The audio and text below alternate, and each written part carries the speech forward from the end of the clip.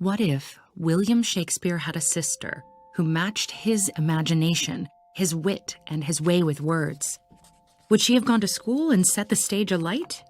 In her essay, A Room of One's Own, Virginia Woolf argues that this would have been impossible. She concocts a fictional sister who's stuck at home, snatching time to scribble a few pages before she finds herself betrothed and runs away. While her brother finds fame and fortune, she remains abandoned and anonymous.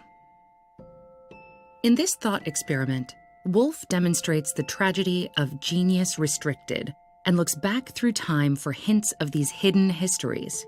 She wrote, "When one reads of a witch being ducked, of a woman possessed by devils, of a wise woman selling herbs, or even a very remarkable man who had a mother, then I think we're on the track of a lost novelist, a suppressed poet, of some mute and inglorious Jane Austen."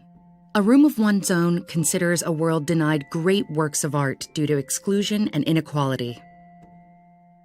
How best can we understand the internal experience of alienation? In both her essays and fiction, Virginia Woolf shapes the slippery nature of subjective experience into words.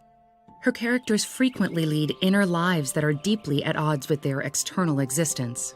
To help make sense of these disparities, the next time you read Woolf, here are some aspects of her life and work to consider.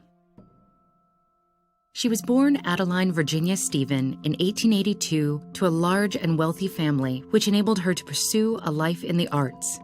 The death of her mother in 1895 was followed by that of her half-sister, father, and brother within the next 10 years. These losses led to Woolf's first depressive episode and subsequent institutionalization. As a young woman, she purchased a house in the Bloomsbury area of London with her siblings. This brought her into contact with a circle of creatives, including E.M. Forrester, Clive Bell, Roger Fry, and Leonard Woolf. These friends became known as the Bloomsbury Group, and Virginia and Leonard married in 1912.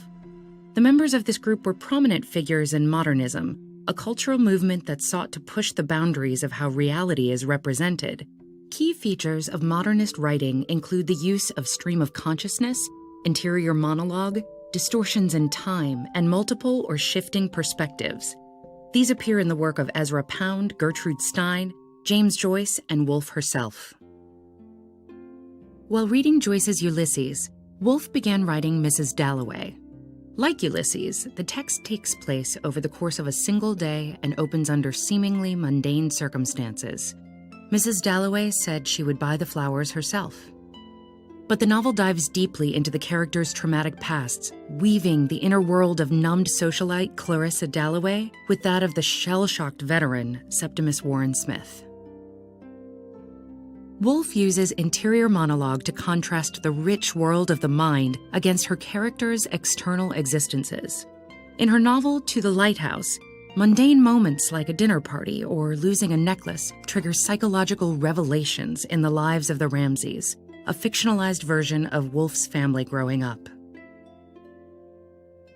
To the Lighthouse also contains one of the most famous examples of Woolf's radical representation of time. In the Time Passes section, 10 years are distilled into about 20 pages. Here, the lack of human presence in the Ramseys' beach house allows Woolf to reimagine time in flashes and fragments of prose. The house was left. The house was deserted. It was left like a shell on a sandhill to fill with dry salt grains now that life had left it. In her novel The Waves, there is little distinction between the narratives of the 6 main characters. Woolf experiments with collective consciousness, at times collapsing the 6 voices into one. It is not one life that I look back upon.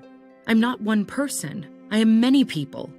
I do not altogether know who I am, Ginny, Susan, Neville, Rhoda, or Louis, or how to distinguish my life from theirs. In The Waves, 6 become one, but in the gender-bending Orlando, a single character inhabits multiple identities. The protagonist is a poet who switches between genders and lives for 300 years. With its fluid language and approach to identity, Orlando is considered a key text in gender studies. The mind can only fly so far from the body before it returns to the constraints of life. Like many of her characters, Woolf's life ended in tragedy when she drowned herself at the age of 59. Yet, she expressed hope beyond suffering. Through deep thought, Woolf's characters are shown to temporarily transcend their material reality. And in its careful consideration of the complexity of the mind, her work charts the importance of making our inner lives known to each other. Not afraid of Virginia Woolf? Then check our book recs list to see which of her masterpieces our team recommends.